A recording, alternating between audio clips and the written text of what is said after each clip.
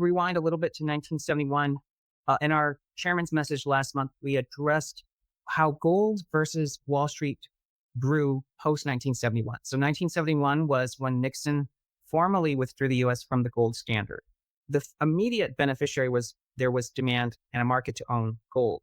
And so people would say that was your, first implication.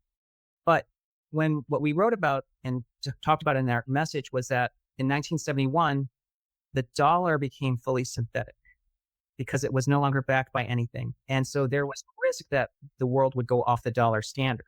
So in stepped Wall Street to create products to propagate the future of Wall Street, including, and we listed, I think, 14 products that emerged over the next decade, from money market funds to credit to mortgage-backed securities to futures, et cetera.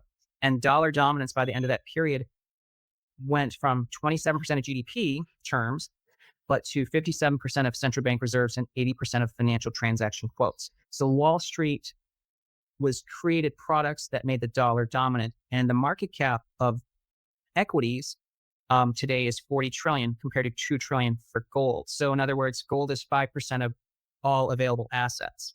And so in 2025, we think everything is now becoming synthetic or tokenized, not synthetic. So as we move not just dollars onto the blockchain, which is stablecoins, but we'll move stocks and real estate, dollar dominance is going to be the opportunity of Ethereum. So digital gold is Bitcoin.